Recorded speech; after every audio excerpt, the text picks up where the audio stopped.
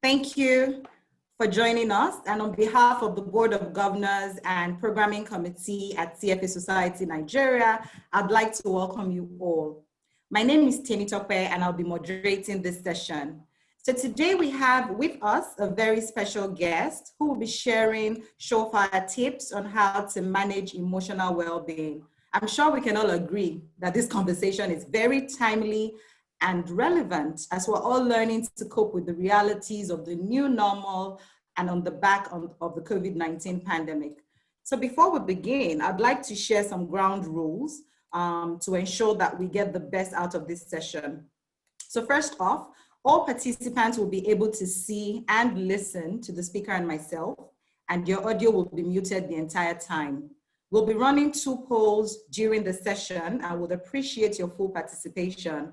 Please use the chat room at the bottom of the screen to share your comments and interact with the moderator, the speaker, and other attendees. And finally, all questions should be focused on the topic and submitted in the chat room for the speaker to answer.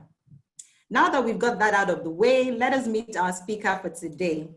Bolanle Asumah is currently the Director of Professional Development for Africa at a foremost management consulting firm with a global footprint.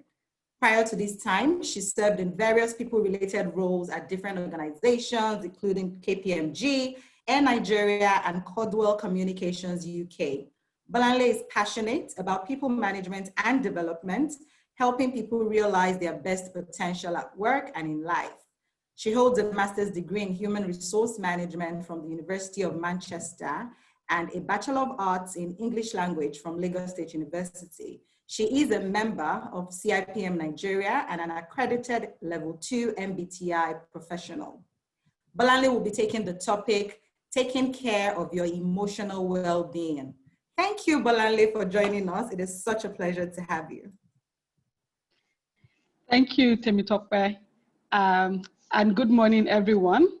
Before we start off for today, I have 2 quick caveats. I'm not a medical doctor, so everything I'm saying is completely from the standpoint of a people manager and the impact of well-being on people at work and in life. So if you have issues around medicine, we can give you advice on where to go find help, but that won't be covered in this forum. That's one. And the second thing is that everything I'm saying is completely from my own personal experience and experiences of people I've interacted with. I'm not speaking on behalf of any of the organizations I've worked with, so please do not attribute any of my comments there. If you have questions, let's send those questions to Temi, and she would help collate throughout the session, and then we can come back with answers. Again, remember that some of the answers may be sitting with you guys, right? So if you have ideas on some of the questions that people are posting, please answer them in the chat room. We want to make this as lively and interactive as possible. Thank you. Excellent. Thank you, Bolanle. So we'll be starting off this morning. Temitope, please take that back, okay?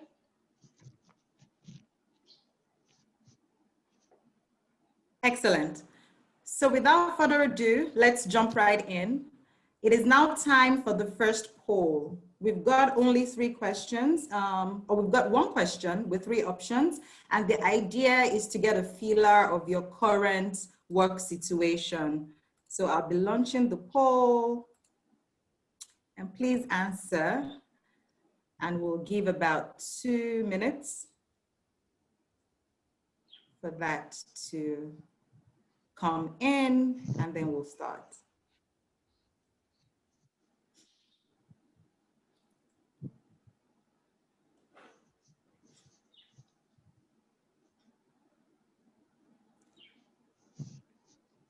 The votes are coming in. Thank you.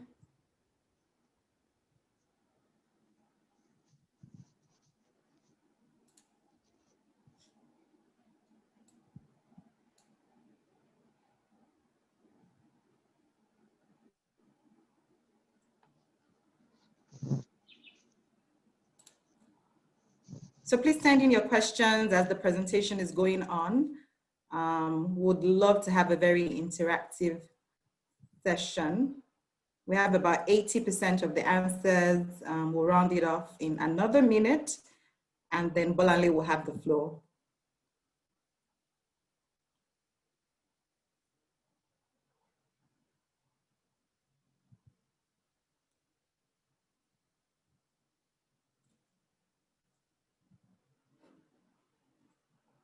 Okay, thank you.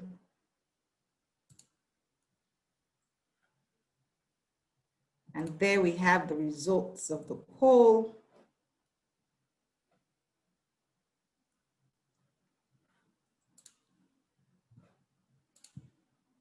Okay, you may have the floor, Bolanle. Thank you. Good morning again, everyone.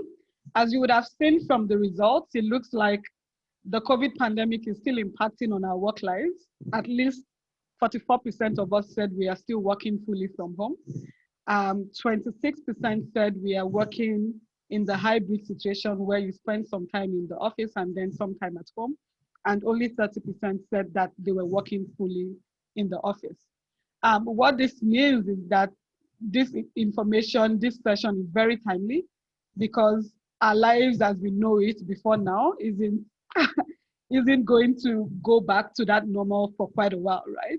When I talk to different organizations, what I hear is, I'm not sure when we are going to go back to the office. For many, they've even already decided, even if there was no more positive cases in Nigeria, the earliest we would go back to work is in January.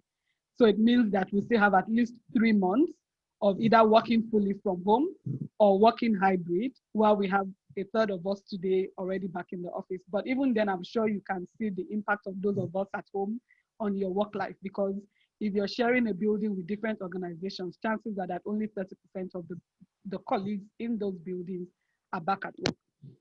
So today, without further ado, I have a second poll. Forgive me, we are going to launch the polls up front, and then I can let you relax and enjoy the rest of the session. So what we would like to do is to share a second poll on how we are feeling today. We have 5 options from feeling great to feeling terrible. And it's okay, right? Don't overthink it. Don't try to overanalyze it. Just go through exactly how you're feeling, and then let's have a conversation on that.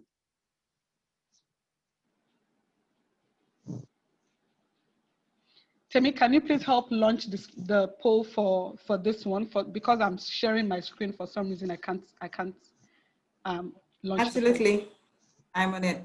Thank you. So again, don't overthink it. How are you feeling today? Not how you felt 2 days ago, but in this minute, how are you feeling? And use that to give us your answer.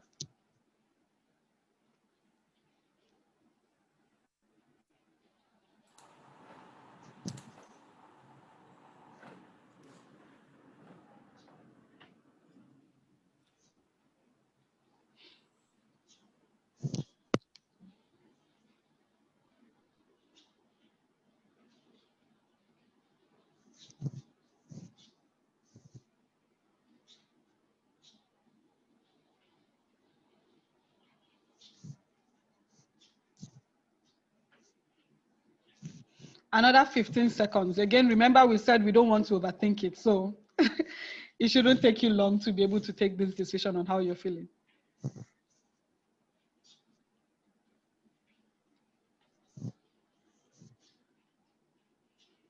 Okay, Temi, can you stop the poll and let's see the results? I'm just taking notes of the answers we got. Okay, thank you. Yeah, so I would go to my next slide, and the next slide, forgive me, I'm giving you too much work. As I said, once we are done here, then we go into the meat of it. I want you to tell me why you're feeling the way you are. If you go to the top of your screen, you would see a button that says annotate. When you click on annotate, you can either click text, you can select whatever to just type in quickly why you're feeling the way you're feeling.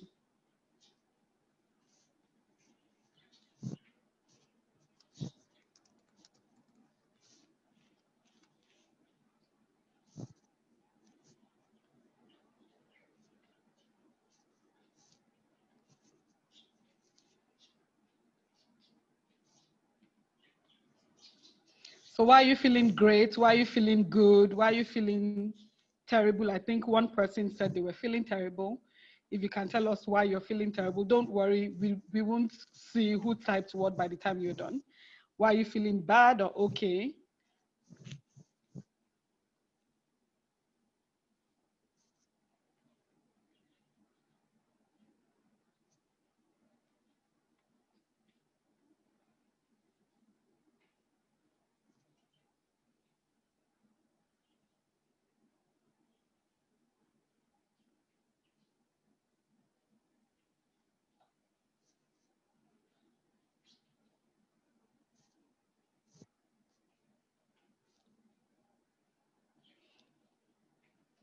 Okay, so I'm getting some comments.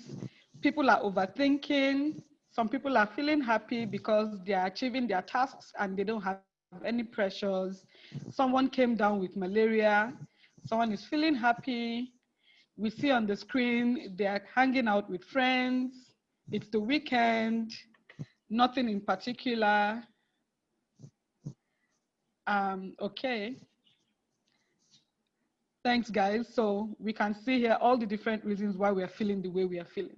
The reason I wanted us to do this quickly is because we sometimes don't take the time to pause, to one, understand how we are feeling, and to deep down a second level to see why we are feeling the way we are. Someone says flexible working, someone is just grateful for the opportunity to be alive amidst the pandemic.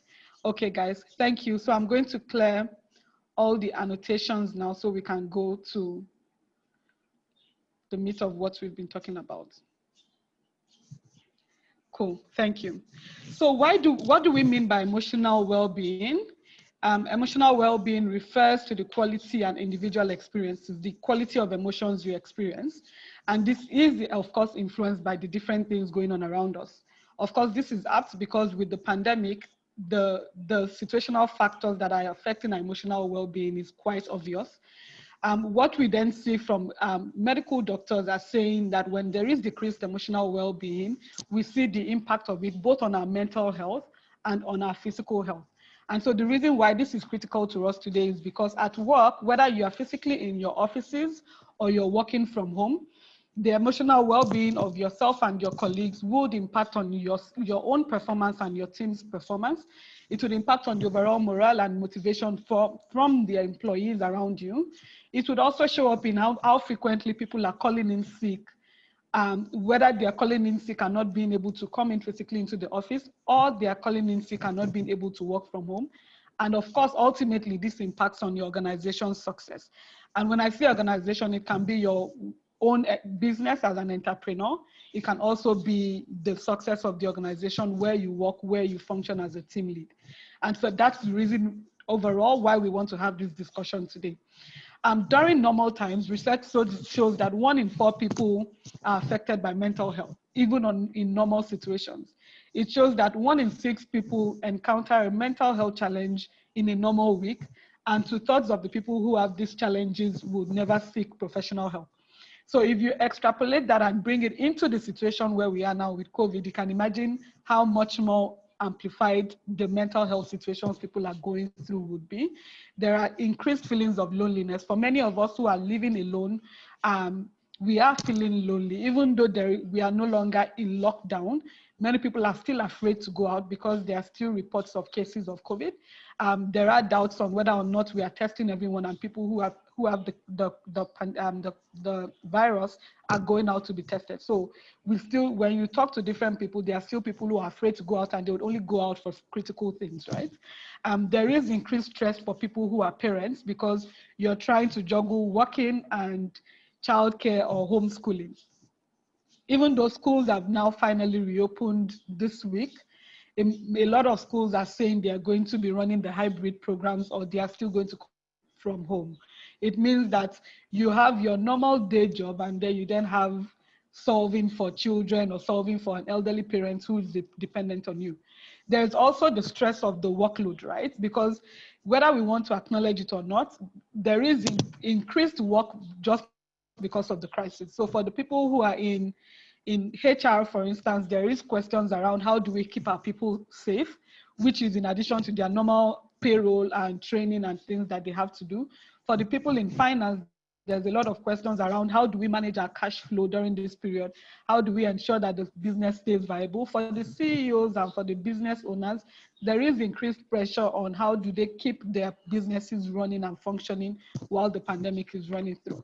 And there are surges in anxiety and depressions that we are hearing. I ran this program for another organization a few months ago, and surprisingly, people did come out to say that they feel like they've had more feelings of anxiety that is impacting on their sleep. There are people who say that they think they may be depressed, but in Nigeria, for some reason, we don't speak about depression, right? So people are not going going to go get tested, to go get clinically diagnosed for depression and then get the help they need. So ultimately, we all need to play a part in ensuring our own mental health and emotional well-being, but also to contribute to the mental health and emotional well-being of those around us. Those around us being our immediate family, our colleagues, the people that we see on a day-to-day basis. So what we want to do today is to, one, go through the tips and tricks, which is what I promised, and then we have a dialogue on how people are feeling. If you need help, where could you potentially get help? And what are you doing to help other people? So one of the things that we found is that in being at home, there are opportunities for us to improve on bad habits and establish good ones. But for some reason, and I'm a culprit, right? So don't think that I'm coming to preach to you something that I've not also suffered from. We are not, at least 44% of us are working from home, which means that we are not traveling or commuting in Lagos traffic. So we have time. What are we using that additional time for?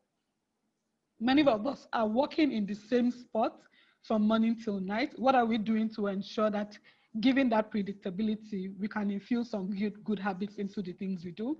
And lastly, with remote working, to a large extent, we have control over how we schedule our work. I do know, at least in the last session that I had, there were complaints about managers still trying to fill up the time throughout the day, but there are ways to manage that such that you can create some flexibility to plan for the things that you prefer. So what are some of the things that I'm asking you to do as an individual today? I'm saying set up your workstation. If you don't have a workstation at home, find a space, even if it's one chair in your one room apartment. If you have a large house and you can set up a study, if it's your dining table, have somewhere that is predictable. So everyone in that house sharing the space with you knows that this is your workspace.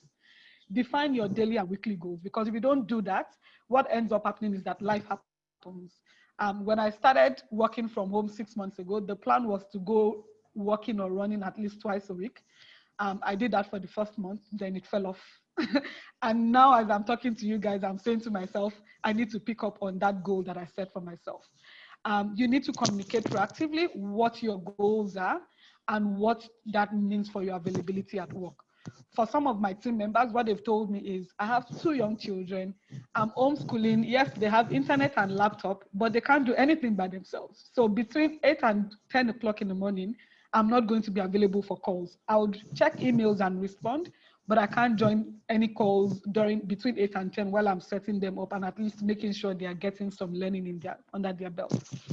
The fourth thing that I would advise you to do as an individual is to stay connected over virtual coffee if you can't go out, over lunches. If you can, plan for social distancing, social events to allow you to stay connected. Invest in your own development. I know that that's something you're doing today by joining this session. It's a Saturday morning, and we could be doing anything besides being on this webinar, but we've all chosen to be here. So I'm giving you a pass mark for doing that. And the last thing is to make time for yourself and your family. Because what we find is that the 6 months have run by very quickly. It's potentially 3 more months for some of us. Hopefully there is no second wave. If there is, it may be another 6 more months in the new year. If that's the case, if you're not careful, you would have spent the whole time working and not thinking about family, thinking about yourself. And so actively plan for what are you going to do. If you look back to the last 6 months, what did you do for yourself?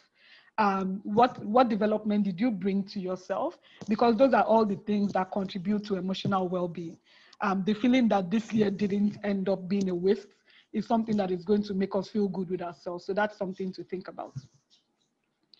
I then have like some practical things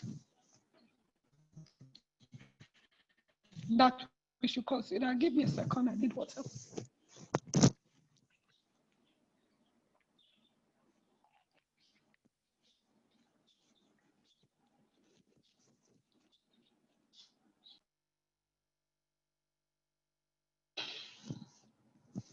So you need to establish when you start working and when you stop. For me, I start my day at 7:30 in the morning and I try to end around 6 so that at least I can have dinner with my children. Then I can continue when they go to bed. Because when in the first few months of working from home, I took it for granted that we were all at home, so I could see them. But I realized that even though we were at home, I really wasn't spending time with my children. So on the weekend, they will tell me all the things that happened during the week. And I started feeling terrible emotionally because it felt like I was at home, but I still wasn't at home because I didn't know what they were doing.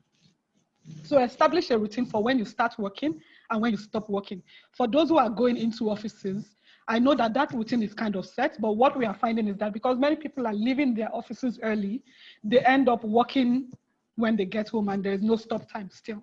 So if you're going into the office and you know that you're going to continue working when you get home, plan for, I'm going to do this for 2 hours every day, and then I'm going to have the rest of the time to do anything else I want to do. That way you feel like you have some control over how life is being thrown at you.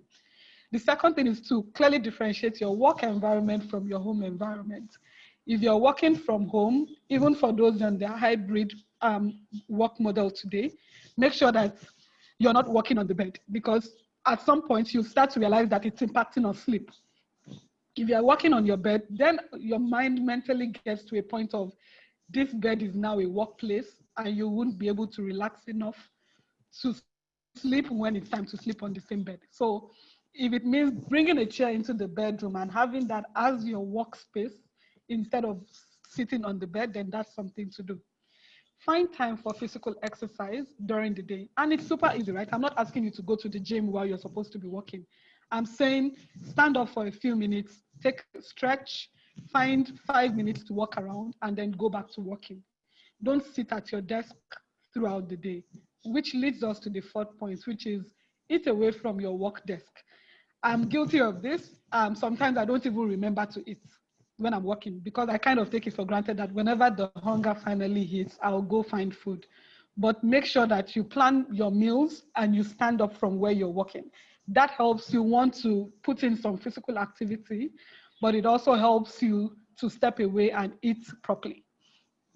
The fifth thing is to dress for work. And this one, every time I say this, people laugh at me, right? Because they're like, oh, we're at home, so why are we bothering to dress up? Your mind mentally kicks in that it's time to work when you're dressed for work. And for me, I couldn't do the whole dressing up and makeup from top to bottom. What I do is sometimes it's my work top that is work, or it's my shoes that is work. So my children laugh at me because sometimes I'm wearing my shorts and then I'm wearing heels.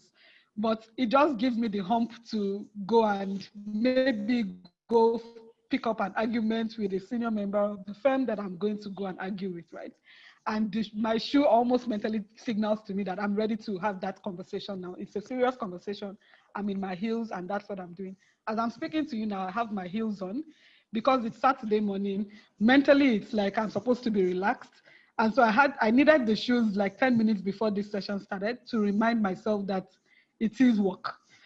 Even though it is volunteer work, it is still work, it's serious work, so I need to do it properly. So I'm wearing my heels today. But I'm advising, if it's just your shirt, make sure it's not t-shirt, it's not rumpled, it is ironed, because it's not for the people watching you on Zoom, it's not for the people speaking to you, it's for your own emotional well-being, because you feel like you're working. So that's why I'm emphasizing on this, because this is one of the ones that people always roll their eyes when I mention it. The next thing I would ask you to do is to be conscious of when you're transitioning from work to non-work and non-work to work, because that is going to show up in your work, in the output of the performance, right?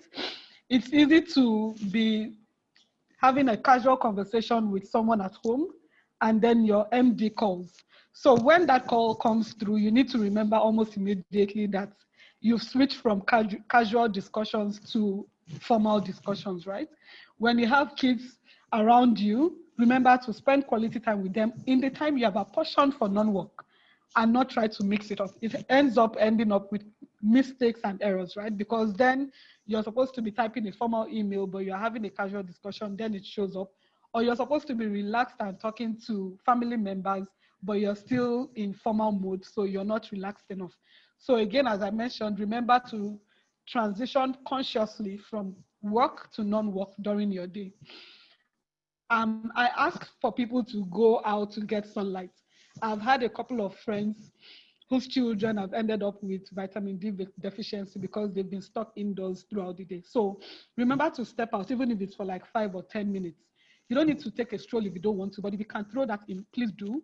During the day, before the sun goes down, go out for fresh air. You get vitamin D, you are not bored, you feel like you're taking a walk, and you're seeing people. For those who are staying alone, you're seeing people. The eighth thing is to think about the lighting in your work environment. If the lighting is dim, it impacts on your mental health. You start to feel down, it drains your energy. So make sure that the lighting around where you are is the appropriate one for work. Remember to have a wind down routine. When we were working in the offices, we would close our laptops, we would turn off our computers, we would get into Lagos traffic, and that was our routine of winding down. By the time you get home, you've finally detached from work. Now we're at home. For most of us, at least 70% of us are working from home in one form or the other, whether it's hybrid or fully. So you need to be conscious about winding down. For me, my winding down is I literally pick up my handbag where I put my laptop, and it signals to my mind that, okay, I'm done for the day. I can start to stop thinking about work. Because if you don't do that, you're going to continue to think about work even when you're supposed to have stopped thinking about work. If you need to step out of your house for 10 or 15 minutes at the end of the day to mentally prepare yourself for being at home, that's something to do as well. Because if you don't do all these things, what you end up with is that your mind is constantly alert in work mode, and so you're not relaxing enough to be able to get into a space of relaxation, a state of sleeping, a state of being sociable with non-work topics. And the last thing on my list, sorry.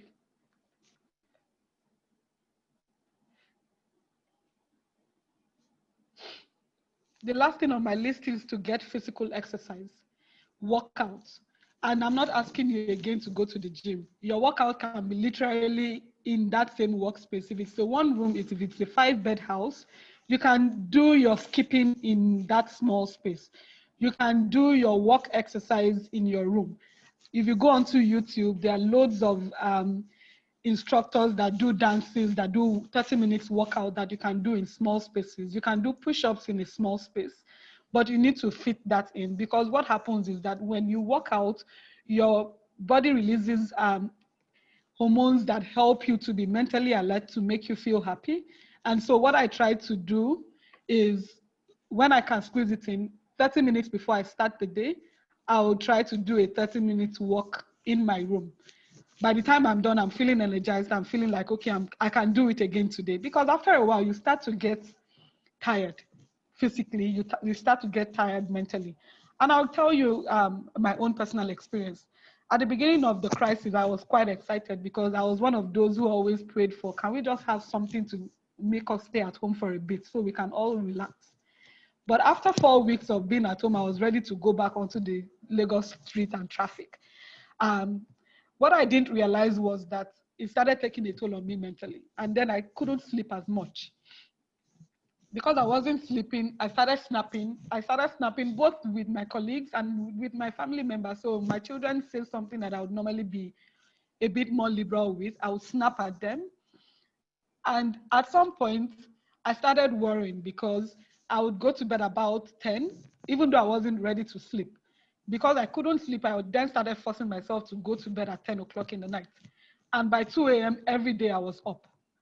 Then I would go onto Instagram, check what's going on, because I still couldn't work, right? I would go on social media for like 2 or 3 hours, and then 5 a.m. in the morning, I'm ready to sleep, but it's now morning. So I did this for like 4 weeks, and then I spoke to a colleague of mine who says this could actually be the crisis taking a toll on you mentally. So I reached out to a psychologist to walk through what I was going through, and the person said, actually, there are many people that are going through the same experiences, but they're chalking it up to different things and not acknowledging that the crisis and the pandemic was indeed impacting on our mental health. And that's the reason why, for me, this is important, right? Because at some point, I would read emails that I should either ignore or answer politely, and then I just go crashing on that person, right? And that's why I'm saying to you, if you're in that space where it is even something as simple as just feeling more tired than normal, it could be an emotional well-being situation that you need to go and check. It could be sleep, and you need to go and check it. It could be your eating that then gets messed up that you need to go and check. And when I say check, it's not like go to a doctor to say, oh, I'm having mental health issues. It could be just talking to someone who knows you well, who can then say, actually, you've had this before the crisis, so maybe it's not different, or this is something new that seems to be happening to you. But talk to someone who's close to you, who can help you pick up on some of these differences in habits and in the way you do things before COVID and after COVID. So the last thing that I'm going to talk about is how we should try to implement this in teams, because most organizations work in teams, right? You don't do this in silos. And whatever it is that you're planning to do individually needs to fit into the plans with your team. Otherwise, it's not going to be successful. So the first thing that you should be thinking about doing is agreeing to a weekly priority and stick to them. So on Monday morning, hold the check-in. What did we plan to do last week? What did we do? What are we planning to do this week? Because that kind of give you an idea of, in your own contribution to the team, these are the 5 things that you must do before the end of the week. And it helps you to then plan your own personal goal for that week. When you do your daily check-ins, one, it helps you to know how everybody is feeling so that you can also check in on their own emotional well-being, but it gives you a chance to also tell people how you're feeling. So at the beginning of this session, we did a quick check-in on how you're feeling. That's literally what I do with my team, because I have people spread across Africa.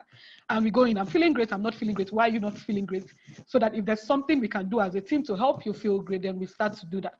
We don't want to wait until people have mental breakdowns before we fix any mental health issues that may be creeping in without us being aware. The third thing is to share your working hours.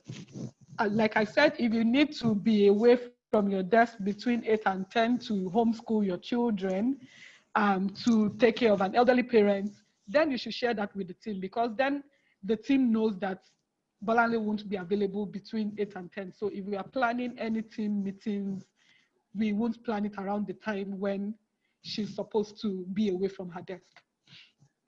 You should discuss your communication preferences. I'm better on WhatsApp. So if you need me urgently, even if I'm not at my desk, I'm most likely with my phone and I can respond quickly. If you prefer phone calls, then that's something you should mention to the team so people know exactly the preference that you have. For some of us, we just hate phone calls. Some people cannot stand emails, even though it's the standard work communication tool. But while you're working from home, organizations are becoming more flexible. And so we are asking that you discuss those preferences with your team and what's the best way for messages to be shared. There is Slack now. A lot of organizations are using Slack to share information real time. Some people are using WhatsApp. Some people are using FaceTime. A lot of people are using Zoom, Microsoft Teams, and things like that. Agree meeting norms, including scheduling and protected hours. So for a lot of organizations, when COVID started, we didn't really have any agreed norms, right? So you just see randomly an invite asking you to join a call at 8 p.m. in the night. Meanwhile, you've been up since 6 a.m. in the morning, so you've already put in 14 hours of work. At 8 p.m. is the last time you want to be having any grown-up discussion.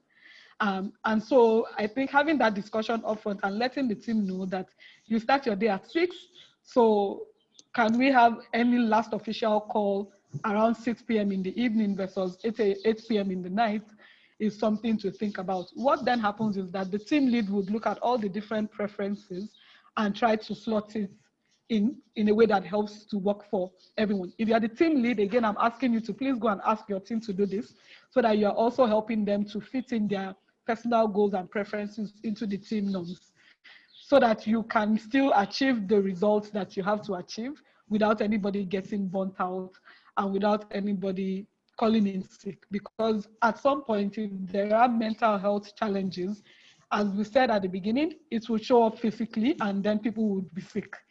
And the last thing is to agree health-related norms to elevate individual and team well-being. For me, my team insisted that they wanted to do yoga. I have never done yoga in my life.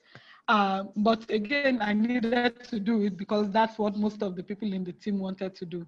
So someone found yoga links on YouTube. We would join Zoom. Everybody will go on the videos and then they will do yoga for like 10 minutes. And that made them happy, so I was happy. For some people, it is finding a coach that they can speak to during their time at work or after work, so that they can go and vent there, so that they can release all the tension that they built throughout the week. But this is something that you need to look at as a team. For some people now, they are doing bicycle competition, bike riding competitions. They are doing exercises on Saturday mornings as a team while still social distancing, because that helps with one, connectivity, but it also helps with the physical health and the mental health. So that's something as a team that you should also be thinking about. How do we elevate the mind and the body of and the purpose of each person in the team? I think the crisis, as I said, has given us real opportunities to bring our best selves if we can really be deliberate about it. But if we are not, it would also mean that people are going to fall behind. And the impact of the falling behind, we would not see it today, right? Because most people are still at home. 70% of us are still at home today. We would only see it in 6 months' time, in 3 months' time when we get back to work. And at that point, you would realize that you had an opportunity that you've lost during this period while people were working from home. In conclusion, I'm asking you to take care of your emotional well-being. It's not a nice to do, it's not a nice to have, it's a must do and a must have, because it's going to impact both on your own performance as a team manager, but the performance of your team. It's going to help to reduce turnover in your teams, because the last thing you want is to continue to replace people every time someone has to go away for being ill. It helps with individual contributions to the teams. It helps to build our resilience to cope with the changes that COVID has brought about. Are those changes going to go away? Most likely not. Many organizations are going to end up running the hybrid mode of working, even when COVID is finally gone, because we've tried it, we've seen that it works. Most employees won't want to go back to a full 9 to 5. And if that's what it's going to be, then how do we make sure that people continue to stay emotionally well while they're working from home? Thank you. So I've tried to rush through in 40 minutes. We would go to questions, we would go to comments. We would like to hear reactions from you in terms of the things that you have been doing to stay emotionally well while we've been at home since March. Thanks a lot. Thank you. Thank you very much, Bolanle. That was a very excellent session, and thank you for sharing those actionable insights. I totally agree with you. As far as, you know, the guidelines for managing ourselves go, I find that also, and I mean, great minds, I'm also wearing my heels right now. I find that when I dress up for work and I get the lighting right, it just gives me, you know, it gingers me up for the day to take on the task. Also, when we were working physically at the office, I would always have my tea a certain time. So I try to continue with that tradition. So it gives me that mindset, you know. And to also speak to one of the last things you said about team bonding, CFA Society Nigeria is currently doing a 30-day step challenge virtually, where we're all connected and, you know, having a competition of who's going to, you know, walk the most in the month of September. And I must agree that it's really helped with team bonding. So thank you very much. We do have questions, a lot of questions. I hope that we can, you know, run through most of it before 12 o'clock. So I'll start off with the first one. Somebody is asking that, you know, how do you get the leadership of your organization on board with self-care and employee well-being if it's currently not top of mind? So what I tried to do, and when we started this, and this is what I've also advised managers to do, is to keep track of how their teams have been doing at the beginning of the COVID or before COVID, and how they're performing today. What every organization lead do not want is impact on the economics, right? So if you can show through the numbers that if we do this at 5 naira, it's going to improve performance by 30 naira. I think that's an argument to have, but it would require you pulling data in terms of the number of hours people were pulling in terms of the results we were bringing in as a team versus what we are able to bring in today. If you also have people who've been sick, you should track the number of hours people have been away from work because of sickness, right? Because most times when you track it down, it comes back to overall employee well-being. So I think the way to go through this or to go about this is to pull the numbers to show and justify to your organization leads why doing this is going to help with the bottom line ultimately. Thank you. Absolutely. Thank you, Bolanle. There's a lady here asking, she considers herself to be seemingly antisocial because even before the lockdown, she didn't go out, frequently. And she finds that because of that, now she seems to be alone. She hardly sees people. She doesn't see anybody. She spends all of that time working, but she seems to have lost interest in everything. So she's just wondering what she can do, how she can, motivate herself because she's spending more hours on the job, yet the output is declining. So she'd like to know how she can correct that.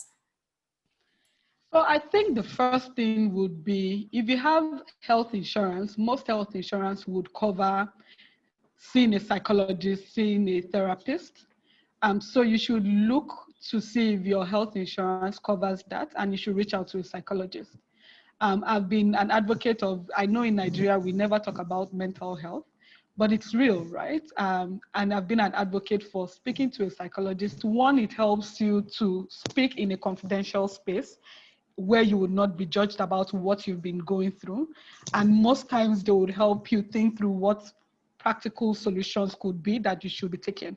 So for instance, one of the things they will do is to probe on why you are not very sociable and what has happened sometime in your past that may be impacting on the way you feel today, and hopefully help you get over that hump.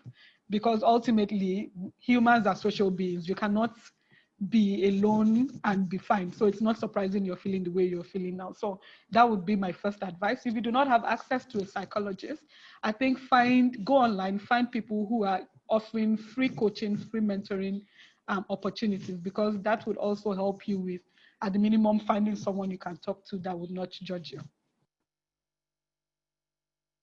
Thank you, Bolanle. So I have a question. This is a question particularly, it applies to me. It's around digital distraction, right? I find that we seem to all be connected, online. Everyone is on one device or another. So I'll give you a story. I have a 2-year-old, and sometime last month, she was 2 in April. So that makes her about 2.5 now. And then sometime in April, she walks up to me last month, and then she said, Mommy, I want to participate in my Zoom class. So I'm like, the first thing that came to my mind was participate, spell it. Can you spell participate, And then your Zoom class. So she knows that she sits in front of the computer. She understands that the teacher is on the screen, and then they're, singing nursery rhymes and shapes and colors and numbers. And it got me thinking for like 30 minutes, because when I was 2, I didn't know what a computer was. I'm so sure that we were using slates and chalk, and then everything is just so different now. The world has really changed. So even my 2-year-old can sit on my phone and navigate. She can sit on the iPad and do a Zoom. And my husband is on his laptop and I'm on my laptop. And then the older one, everyone is just distracted. So sometimes I just have to consciously take a step back to say, well, all in the house, yet we are not connected, So is there anything we can do? And again, digital distraction also adds to stress. I know that you made note of, how you were constantly on Instagram, the barrage of information on social media, and all of that actually gets to stress you and it gives you feelings of anxiety. So how can we manage that? So one practical thing I've done personally is, and it was my 10-year-old who decided to do this, it says do 1 day of technology free. So everyone, you submit your laptops, your phones, the TV is switched off for the whole day. The first time we did that, I thought I was having withdrawals. Like after about an hour, it started feeling strange because at least you check your phone maybe 4 or 5 times in every hour, right? And by 2 p.m. on that Saturday, I started begging, like I just need to see what's going on outside. But we did it, right? And I think that doing that is a practical thing that we can all do, even if it's just you saying, today I'm not going to touch my laptop, I'm not going to touch my phone, because Monday to Friday, we have no choice. And if you're someone who gets called into emergency work during the weekends, then letting your teams know that I'm not going to be available today at all, so that I can find myself again, I can read a book, I can clean my house, are things that I would do. So we did it like 3 months ago, and he's already started asking again to do it. I don't know how I feel about it. But in the workspace, what I do is to say, guys, sometimes I'm zoomed out. I've been on Zoom calls from morning till night. So can we do a quick call? Can we chat on WhatsApp instead of jumping on Zoom for every discussion that we need to have? I think just having those conversations, and it's surprising when you ask, people are very quick to agree with you. So just having the conversations and putting in the request for what works for you to be fine emotionally is something that we need to do. Thank you, Bolanle. So you just said something that is a perfect segue to the next question, right? You said something about letting your team know you're not available. Now we find that because of the precarious situation we're in, some people have lost their jobs, some have had to take a pay cut. The fear of job loss is actually making people worried about letting their managers know they won't be available, because you're like, you know what, I need to constantly prove myself that I'm working. I need to let the organization know, I need to justify why they should keep me in this, pandemic-induced recession that we're looking at. So somebody asked a question here saying that, look, she's been working so hard and she's stressed, but how can she deal with the guilt trip of asking to go on leave? Because everyone is like, you're working from home anyway, and then you're not traveling, right? So why are you going on leave? So how do we manage this? So I'm going to throw that open to Banji as the president of the society and a manager who has probably had questions like this brought to him. Banji, someone is asking us here, how do you manage the guilt trip and the fear of asking for time off for fear that you may lose your job by the time you return? Well, Bolanle, thanks for setting me up there. I wasn't expecting to speak at all, so that's a setup, but I'll just try my best. For me, I tell my team members, we all need to know our deliverables, we know our targets.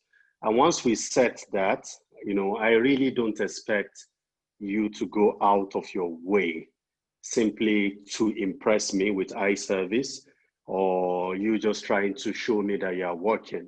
Because to be honest, for me, it's not activity, it's result that matters. So if you are on from morning till night and just doing activity, and at the end of the day, there's really no result, it really doesn't count for anything. And I want to assume for many managers, that's really how people measure success. People measure success based on results rather than based on efforts and based on all the things that you keep doing over and over just to impress people. So my advice to people would be yourself. Don't go out of your way trying to please people. Once you start doing that, you've set up yourself for failure. You've set up yourself for stress that you don't deserve. You've set up yourself for things that could damage your mental and your mental well-being. So focus on the results. If you achieve your results in 1 hour, please take the rest of the day off and have fun. You don't have to keep staying there because you simply want to impress people. So that's the way I say it. And I don't know if you have a different view, Bolanle, from an HR perspective. No, that's completely apt, Banji. We do not most times check the process within which people get to the answer. What we check is the answer in itself. So if you can get it done in 5 hours, as long as it's done, your manager doesn't have to know that you then end up with 3 extra hours to do light stuff. And whether or not you stay around, if you're going to lose your job, you're going to lose your job anyway. So my push would be, you need to make sure you're fine mentally and physically to be able to continue to deliver to the quality that is expected of you, but also to be able to think about what your options are, both within the organization and outside the organization. So if you need time off, because if you don't take the time off, you're going to end up being sick, then it's better to take that time off. And don't feel guilty about it. That's why the HR laws, the employment laws in Nigeria stipulate that organizations give their people time off. So no one is doing you a favor by giving you the leave in your contract. It is something you are entitled to. Thank you very much, Bolanle. And thank you, Mr. President. Might I also add that some of us at the society office are stressed and we would like to go to, Dubai has opened up, just to de-stress. So we'll come back to you, Mr. President. Thank you for being open to allowing us to take time off. And, Okay, so I have another question. We're wrapping up soon, so we have time for maybe one or two. Somebody is asking that, how can we deal with suffering from a sleeping disorder? This is something they've been, handling back and forth, but it seems like it's been made worse with the current C2. And, he's been taking medication. So he wants to know how they can deal with this. Yeah. And to also add, since you're a people manager, something dropped in my mind. When you have this kind of challenges, is this something you also think you can discuss with HR just to take some time off compassionately, or would you become the gist of the organization to say his head is not correct? That kind of thing. No, so I think you need to look at the organization you're in and the HR you have in that organization. Depending on the type of structure you have, I think this is absolutely something you should be able to discuss, right? When you don't sleep, the sleep in itself is the output of something that is underlying. It's going to impact on work, it's going to impact on other things, and then it becomes a bigger risk to the firm, to the organization. So think about someone who's not sleeping well that is working in a manufacturing plant. Then there's going to be a work accident that is probably going to impact not just that person, but people around him or her. And the downtime that is going to be caused by that accident is going to be a bigger problem for the organization than letting you go away to go and sleep. But seriously, this is something that I struggled with as well. And I found several books around how to get sleep. I found webinars that had been done on how to sleep better. And some of the tips that I took away from it that I can share with you, and then you can go find more, is one, when it's time to sleep, make sure you don't have your phone around you, because your mind is constantly thinking about the phone. The lighting from the phone affects your ability to wind down and sleep. That was the first thing for me, right? And it stuck because I knew this was one of the things contributing to my lack of sleep. The second thing is how late you're eating, because you need a few hours for the food to digest. And so if you've eaten late, then it's very likely it's going to impact on when you can finally go to sleep. The third thing is if there are real stress issues that are creating the lack of sleep that is impacting on your sleep, then you need to go and deal with those things that are stressors for you. And you need to take time to determine what those stressors are and deal with them. And ultimately, the drugs would only help you for so long.